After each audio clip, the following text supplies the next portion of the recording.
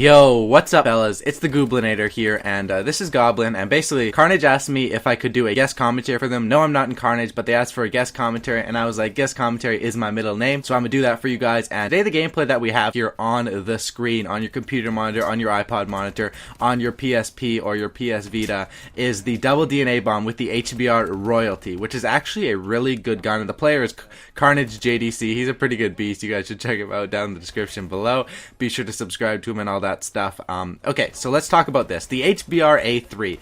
This gun is a hoopla to use. It's really good, and it's one that I haven't really used lately because I'm too lazy to get the stock on it. But to be honest, this gun, I don't know if he's running stock in this gameplay, but what I like to run with it looks like he is, and I like to run with the extended mags, the red dot, and then the stock. That really does make it the best, or the grip, because this gun is probably the only one that you want to run the red dot on, as far as like the good ARs, like the AK, the BAL. You don't really need the red dot on those ones, but this one you probably do, because the iron sights look like, I mean, they do not look appropriate, to be honest. I mean, I think they should put a rating on those iron sights. You have to be at least 30 years old to look at them, because they are scarring kids all over the world.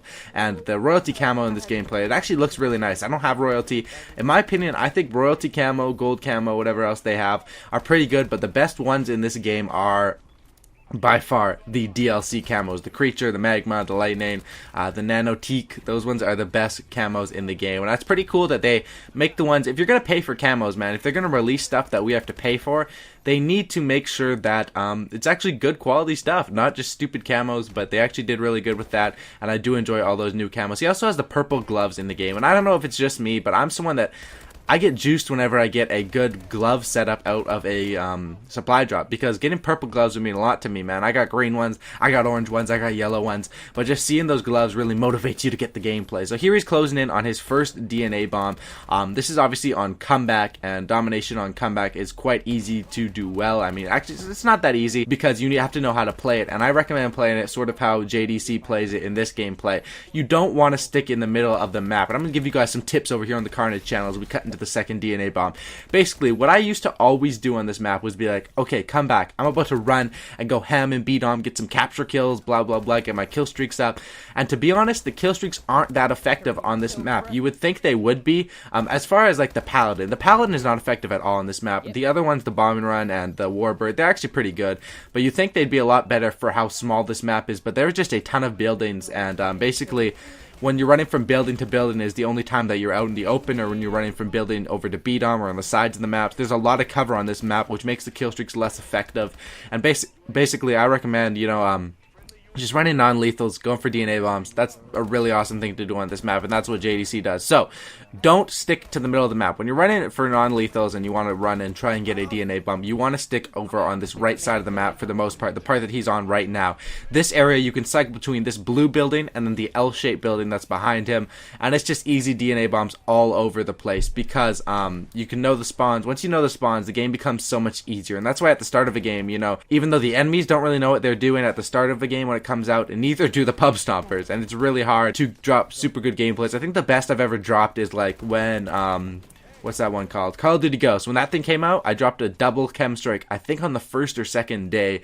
But other than that, it took me a while to get like my first Moab and my first, all that sort of stuff on Black Ops 2. I remember I was struggling at Black Ops 2. When Black Ops 2 first came out, I was like, oh my god, everyone else is getting 100 pluses. I'm getting like 60 or 70. I suck. I'm going to have to quit YouTube and go and work at Subway. I was all butthurt.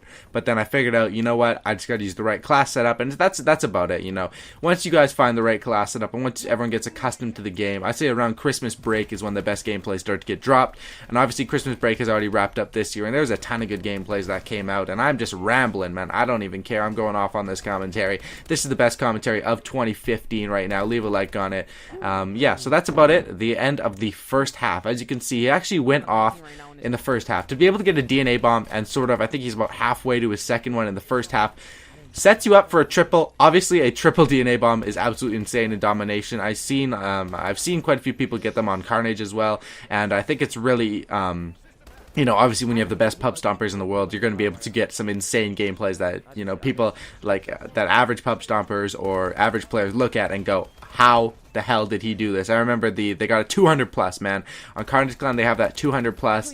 When I saw that gameplay, I literally creamed my pants. I don't even know. That gameplay was absolutely insane. The kill streaks go off, and if I ever got a 200 plus, homie, I would ask for 5 million likes. That's all I'm saying. That gameplay deserves a million views. To be able to get that in this game where the kill streaks really don't go in that much, even though they did go on that map, Recovery. So, this gameplay is wrapping up here. Double DNA Bomb, HBR Royalty. Leave a like on it. Hopefully you guys enjoyed my commentary on Carnage. I am GreenGoblinHD, aka the Gooblinator, and leave a like for this and subscribe to Carnage JDC and the Carnage Clan channel. Peace out, homies!